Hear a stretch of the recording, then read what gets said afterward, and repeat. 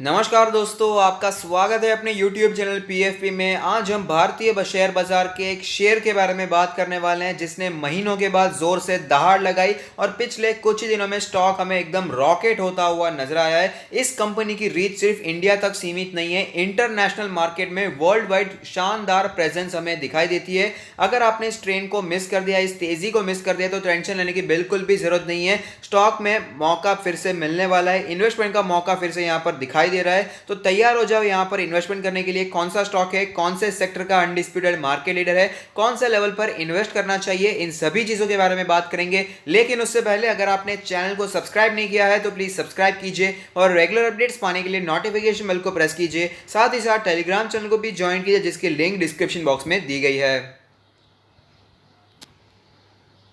Stock का नाम आपके सामने है, लार्सन एंड टुब्रो। कंस्ट्रक्शन में अनडिस्प्यूटेड मार्केट लीडर है L&T, और सिर्फ इंडिया में ही अच्छा काम नहीं करते हैं, वर्ल्ड वाइड काफी अच्छी प्रेजेंस कंपनी की हमें दिखाई देती है। कई क्वार्टर रिजल्ट्स में भी हमने देखा है, इंटरनेशनल ऑर्डर्स भी कई सारे L&T को मिलते हैं। तो आप समझ सकते हैं काफी इंटरनेशनल प्रेजेंस इसकी दिखाई देती है, नाम काफी अच्छा दिखाई देता है, ब्रांड नेम काफी स्ट्रॉन्ग है। एक लार्ज कैप कंपनी है जिसका मार्केट कैप 1,61,000 करोड़ से है। लार्ज ट्रेडेड प्राइस है 1,134 रुपीज, जो कि हमें 1.2% नीचे दिखाई दिया है। अगर बात करें इसके रिटर्न्स के प्रोफाइल के बारे में तो 1 वीक में 8% के पॉजिटिव रिटर्न्स बना कर दिए हैं। 1 मंथ की अगर बात करें तो आप देख पाएंगे 27% के पॉजिटिव रिटर्न्स दिखाई दे रहे हैं। पिछले कुछ दिनों में पिछले कुछ हफ्तों में बहुत ही पॉजिटिव न्यूज L&T को लेकर हमें दिखाई दी थी। अलग अलग ऑर्डर्स L&T को मिल गए थे, बड़े बड़े ऑर्डर्स यहां पर दिखाई दिए थे। बुलेट प्रोजेक्ट था, वहां पर भी कई ऑर्डर्स L&T को मिले, साथ ही साथ टाटा स्टील वाला भी एक ऑर्डर मिला और इंटरनेशनल मार्केट से भी कई और भी ऑर्डर्स मिले, जिसके कारण पॉजिटिव मोमेंटम हमें बनता हुआ नजर आया था। पिछले काफी समय से स्टॉक एक ही जोन में ट्रेड कर रहा था, कुछ मूवमेंट ही देखने को नहीं मिल रही थी,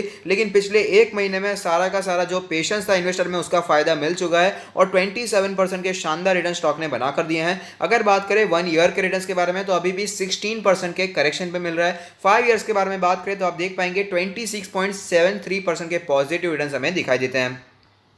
की मैट्रिक्स के बारे में बात करें तो पीई रेशियो 16.87 है, जबकि सेक्टर का पी रेशियो 31.16 हमें दिखाई देता है, तो सेक्टर के मुकाबले आधे वैल्यू पे हमें दिखाई दे रहा है। प्राइस टू बुक रेशियो के बारे में बात करें तो सेक्टर का प्राइस टू बुक 3.13 है, जबकि सेक्टर का हमें L&T का प्राइस टू बुक 2.07 दिखाई देता है। डिविडेंड यील्ड काफी शानदार है, 1.56% की डिविडेंड यील्ड हमें दिखाई दे रही है, जबकि सेक्टर का डिविडेंड 1.27% दिखाई देता है। कंपनी के प्रोफाइल के बारे में हम सभी को पता है, ओवरऑल इंजीनियरिंग कंस्ट्रक्शन में कामकाज करने वाली कंपनी है। फाइनेंशियल रेंट काफी शानदार है। कंस्ट्रक्शन कंपनी में अगर आपको अच्छा फाइनेंशियल ट्रेंड दिखाई दे तो बहुत ही बड़ी बात होती है, क्योंकि जनरली जो भी कंस्ट्रक्शन सेक्टर के जो कंपनीज होती है वहां पर फाइनेंशियल ट्रेंड बहुत ही ऊपर नीचे होता हुआ नजर आता है। एक साल कॉन्ट्रैक्ट मिल गया, काम किया, 1-2 साल चलता है, फिर से कॉन्ट्रैक्ट नहीं मिलता है, वापस रेवेन्यू नीचे चला जाता है, प्रॉफिट नीचे चला जाता है, कई बार लॉस देखने को मिलता है। लेकिन L&T में आप देख पाएंगे पिछले 4 सालों से काफी कंसिस्टेंट परफॉर्मेंस हमें दिखाई दे रहा है। 2017 में रेवेन्यू 1.11 लाख करोड़ था, 1000 करोड़ नहीं, 1.11 लाख करोड़, जो कि कंसिस्टेंटली बढ़ता जा रहा है और 2020 में 1.48 लाख करोड़ हो चुका है।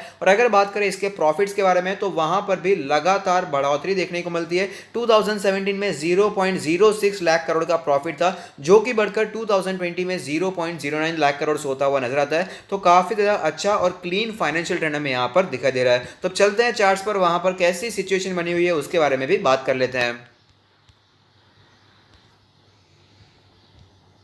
तो आप देख सकते हैं जब मार्केट में हमें क्रैश देखने को मिला था तब 700 के आसपास स्टॉक ने सपोर्ट लिया और ज्यादा रिकवरी स्टॉक में हमें देखने को नहीं मिली थी। पहले ये 1300-400 के आसपास ट्रेड करा था, लेकिन ज्यादा रिकवरी स्टॉक में देखने को नहीं मिली। जब स्टॉक मार्केट निफ्टी 50 सेंसेक्स इतने ज्यादा दौड़ते हुए नजर आ रहे थे तब भी ज्यादा अच्छी मूवमेंट देखने को नहीं मिली और यहाँ पर सिर्फ और सिर्फ वीकनेस ही देखने को मिल रही थी, कॉन्सोलिडेशन ही चलता हुआ नजर आया था। लेकिन आप देख पाएंगे पिछले 1-2 महीनों में काफी शानदार मूवमेंट हमें देखने को मिला है और स्टॉक 900 के आसपास के लेवल से दौड़ता हुआ 1100 के भी ऊपर हमें जाता हुआ नजर आ रहा है। फिलहाल की कंडीशन की अगर बात करें तो फिलहाल स्टॉक अपने सारे मूविंग एवरेज के ऊपर ट्रेड करता हुआ नजर आता है। इंडिकेटर्स के बारे में बात करें तो मनी फ्लो इंडेक्स का नंबर कैलकुलेट होकर आता है 87.03, जो कि क्लियरली दर्शा रहा है कि ये हाईली ओवरबॉट कैटेगरी में ऑलरेडी एंटर कर चुका है। आरएसआई के नंबर के बारे में बात करें तो आरएसआई का नंबर कैलकुलेट होकर आता है 74.45। ये फिलहाल हमें ओवरबॉट सिचुएशन में दिखाई दे रहा है, लेकिन ये भी 80 के आसपास पहुंच चुका था। हाईली ओवरबॉट सिचुएशन यहां पर भी हमें देखने को मिली थी। एमएससीडी के सिचुएशन के बारे में बात करें तो ऑफकोर्स यहां पर हमें बुलिश क्रॉसओवर देखने को मिलने वाला है।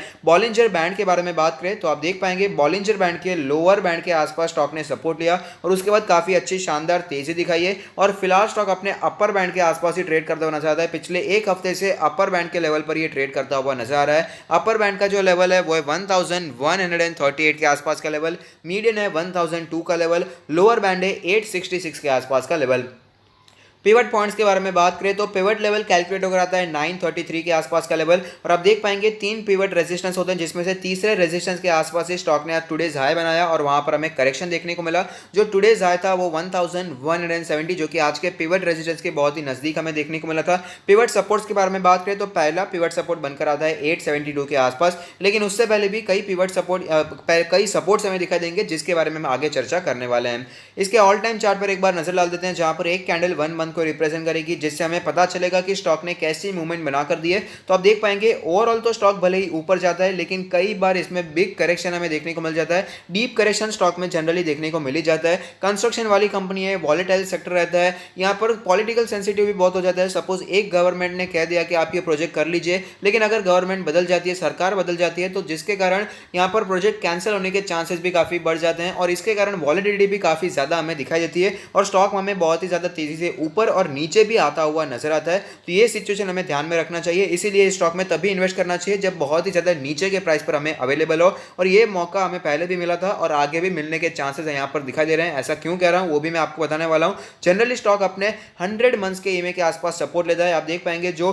ब्लू लाइन हमें दिखाई दे रही है उसी के आसपास स्टॉक ने कई बार सपोर्ट लिया है और वापस हमें तेजी भी कंटिन्यू रहती हुई भी नजर आई थी। तो फिलहाल जो 100 मंथ्स का ईएमए है वो कैलकुलेट होकर आता है 1029 के आसपास का लेवल।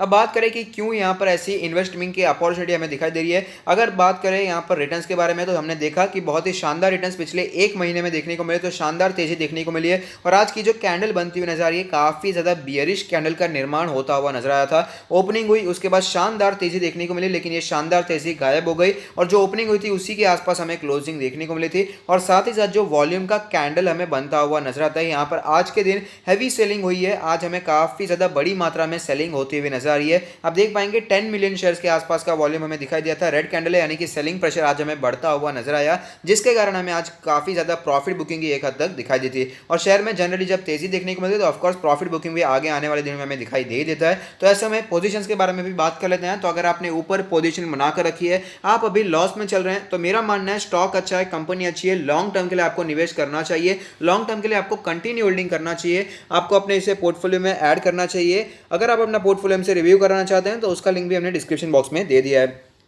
अगर आप सोचते हैं कि इंफ्रास्ट्रक्चर के मामले में इंडिया अभी भी काफ़ी पीछे दिखाई दे रहा है और काफ़ी ज़्यादा ग्रोथ हमें इंफ्रास्ट्रक्चर में इंडिया में और भी देखने को मिलने वाली है, तो आप एल&टी में निवेश करने के बारे में सोच सकते हैं, क्योंकि इंफ्रास्ट्रक्चर का मामला हो गया, कंस्ट्रक्शन का मामला हो गया, वहाँ पर जितनी भी कंपनीज हमें दिखाई देती हैं काफ़ी वॉलेटाइल होती है और ये सबसे बड़ी कंपनी है, अनडिस्प्यूटेड मार्केट लीडर है। और अगर आपको लगता है, ये आपका पर्सनल ओपिनियन है, कि अगर आपको लगता है इंडिया में ग्रोथ देखने को मिलने वाली है इंफ्रास्ट्रक्चर में, तो आप एल&टी को कंसिडर करने के बारे में सोच सकते हैं, क्योंकि ऑफकोर्स एक मार्केट लीडर कंपनी है, इसका जो फंडामेंटल्स है वो भी काफ़ी स्ट्रॉन्ग दिखाई देता है और इन्वेस्टर फ्रेंडली भी है, क्योंकि इसका वैल्यूएशन काफी अट्रैक्टिव दिखाई दे रहा है और साथ ही साथ इसका डिविडेंड भी हमें काफी ज्यादा अच्छा दिखाई देता है। अगर आपने नीचे पोजीशन बनाकर रखी है, प्रॉफिट में चल रहे हैं, लॉन्ग टर्म के लिए लिया है तो कंटिन्यू होल्डिंग कीजिए, लेकिन अगर आपने शॉर्ट टर्म के लिए लिया है तो यहां पर आप प्रॉफिट बुकिंग के बारे में भी सोच सकते हैं, क्योंकि कई रीजन मैंने आपको बताया, पिवट रेजिस्टेंस था, साथ ही साथ आज की कैंडल थी और वॉल्यूम भी जो हमें यहाँ पर क्रिएट होता हुआ नजर आया था। तो शॉर्ट टर्म इन्वेस्टर्स के लिए प्रॉफिट बुकिंग का अच्छा समय हो सकता है। अब बात करें फ्रेश बाय के बारे में, तो हमने आपको कई बार स्टॉक रेकमेंड किया था फ्रेश बाय के लिए, कई बार हम यहाँ पर आपको वीडियो बनाकर बताते हैं, हर हफ्ते एक वीडियो होता है don't miss best stocks to buy now. तो यहाँ पर कई हफ्तों से हम आपको वीडियो में स्टॉक बता रहे थे, 900 का लेवल काफी स्ट्रॉन्ग सपोर्ट है,